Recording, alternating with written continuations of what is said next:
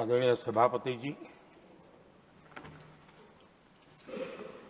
एक ऐसा अवसर है जो हमें इस सदन में हर 2 वर्ष के बाद कुछ भावुक पलों में डुबो देता है। इस विशेष अवसर पर आपने मुझे अपनी भावनाएं प्रकट करने के लिए जो अवसर दिया, इसके लिए मैं आपका बहुत बहुत आभारी हूं। आदरणीय सभापति जी, सदन के अंदर अनेक विषयों पर चर्चाएं होती हैं। हर किसी का बहुत ही महत्वपूर्ण योगदान होता है। कुछ खट्टे मीठे अनुभव भी रहते हैं, लेकिन आज जब ऐसा अवसर आता है तो स्वाभाविक रूप से दलगत भावना से ऊपर उठ करके हम सबके भीतर एक समान भाव प्रकट होता है। यार, ये हमारे साथी अब किसी और विशेष काम के लिए आगे बढ़ रहे हैं। यहां से जो साथी विदाई ले रहे हैं, कुछ फिर से आने के लिए विदाई ले रहे हैं और कुछ विदाई के बाद यहाँ का अनुभव लेकर के समाज जीवन में कुछ न कुछ विशेष योगदान के लिए जा रहे हैं। जो जा रहे हैं लेकिन आने वाले नहीं हैं, उनको भी मैं कहना चाहूंगा कि राजनीति में कोई फुल स्टॉप नहीं होता है। भविष्य आपका भी इंतजार कर रहा है और आपका अनुभव, आपका योगदान राष्ट्र जीवन में हमेशा हमेशा बना रहेगा। आदरणीय सभापति जी, इस सदन में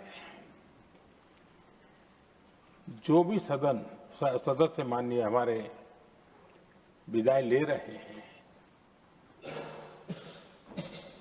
कुछ सदस्य ऐसे हैं जिनको शायद उस समय जाने का समय कार्यकाल आएगा जब सदन नहीं चलता होगा। कुछ हैं जिनको ऑलरेडी सदन के दरमियान ही विदाई मिल रही है। लेकिन ये जाने वाले सभी माननीय सांसदों का बहुत ही उत्तम योगदान है, इसलिए लेकिन मैं जरूर कहूंगा,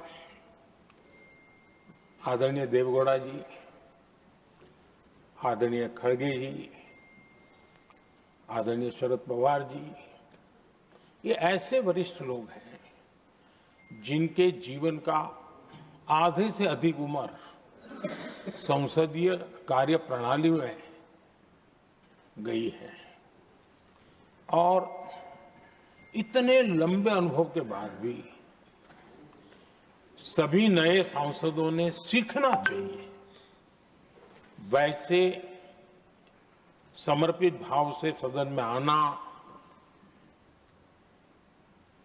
जो भी हमसे उनसे बन सकता है उतना योगदान करना,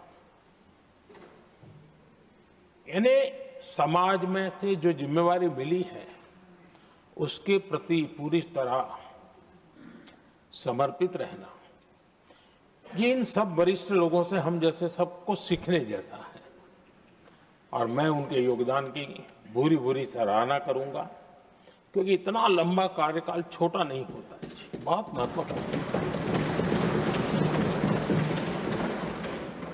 उसी प्रकार से हमारे उपसभापति जी हरिवंश जी विदाई ले रहे हैं। हरिवंश जी को लंबे समय तक इस सदन में अपनी जिम्मेवारी निभाने का अवसर मिला है। बहुत ही मृदुभाषी, सदन को चलाने में सबका विश्वास जीतने का निरंतर जिन्होंने प्रयास किया, और मैंने देखा है कि संकट के समय ज्यादातर उपसभापति के ही जिम्मे आ जाता है कि भाई आप संभाल लेना जरा। तो उनको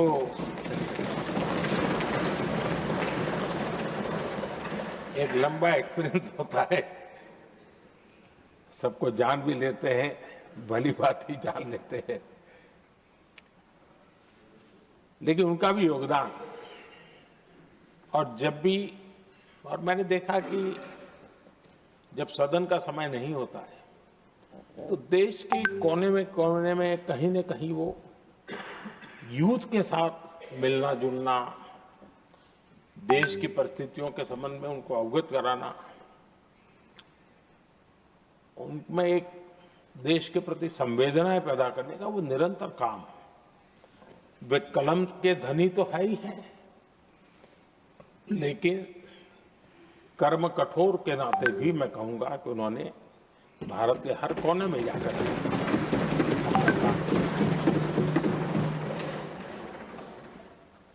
आदरणीय सभापति जी, कभी कभी किसी समय हम सुनते थे कि सदन में बहुत ही हास्य विनोद व्यंग्य का अवसर मिलता रहता है। इन दिनों शायद धीरे धीरे कम होता जा रहा है, क्योंकि 24/7 मीडिया की दुनिया ऐसी है कि हर कोई कॉन्शियस रहता है। लेकिन हमारे आठवले जी हैं जी, सदाबहार है।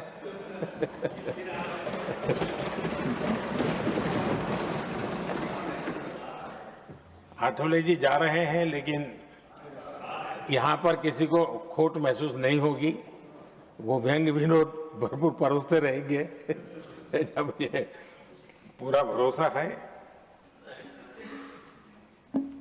आदरणीय सभापति जी, सदन में से हर 2 साल के अंतराल के बाद एक बड़ा समूह हमारे बीच से जाता है, लेकिन ये ऐसी व्यवस्था है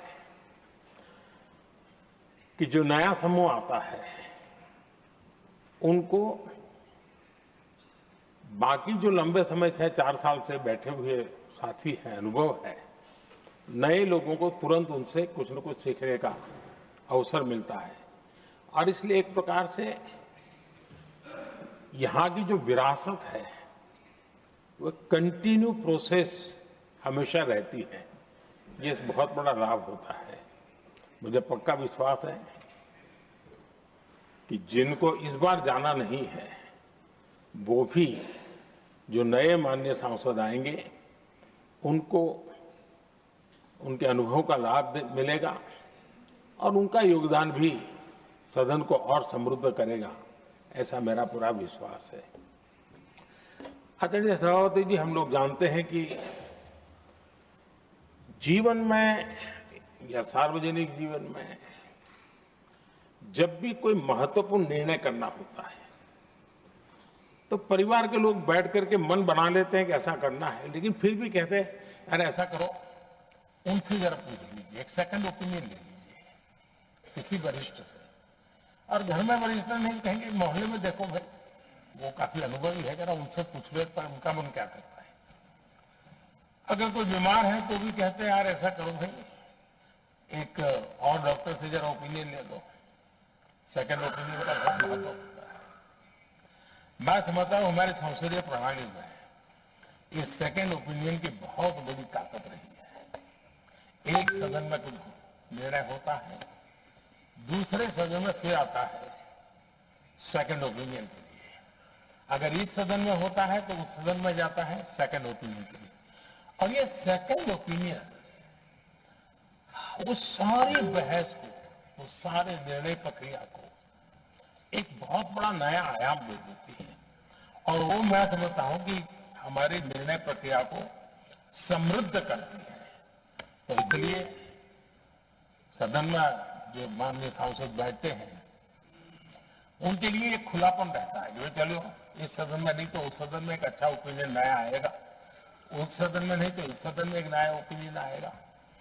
तो ये सेकंड ओपिनियन ये हमारे लोकतंत्र में एक बहुत बड़ा कंट्रीब्यूशन है, जो जिस विरासत को हमें संभालना हमारे जो माननीय सांसद विदाई ले रहे हैं उनका तो योगदान रहा ही है। और इसके लिए भी मैं उनका साधुवाद करता हूं। आदरणीय सभापति जी, जो हमारे माननीय सांसद विदाई ले रहे हैं बहुत आने वाले दिनों में तो शायद ये अवसर रहने वाला ही नहीं है, लेकिन ये माननीय सांसद ऐसे हैं कि जिनको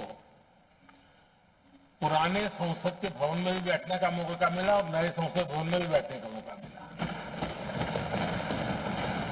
उनको दोनों इमारतों में उनको राष्ट्र के कल्याण के लिए अपना योगदान देने का अवसर मिला है और उनके कार्यकाल में ही उनको इस नए सदन की निर्माण प्रक्रिया में और नए सदन की निर्णय प्रक्रिया में भी हिस्सा बनने का अवसर मिला है। वो एक विशेष उनके जीवन में याद रहेगी, नई स्मृति रहेगी। आदरणीय सभापति जी, मैं सभी माननीय सांसदों के, और मैं मानता हूं कि ये सदन अपने आप में बहुत बड़ी ओपन यूनिवर्सिटी है। राष्ट्र जीवन की कई बारीकियों से परिचित होने का अवसर सदन में प्राप्त होता है। एक प्रकार से हमारी यहां शिक्षा भी होती है, हमारी दीक्षा भी होती है।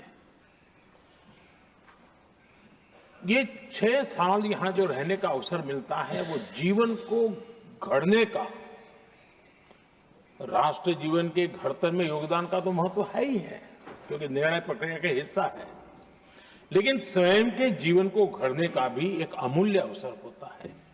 और इसलिए जब माननीय सांसद यहां आते हैं, उस समय की उनकी जो भी सोच, समझ और क्षमता है, जब जाते हैं तो अनेक गुना वो बढ़ती है, उसका विस्तार होता है, अनुभव की एक बहुत बड़ी ताकत होती है। अब तब जाकर के जाने के बाद राष्ट्र जीवन का उनका निरंतर योगदान बना रहे हैं। वे अपने तरीके से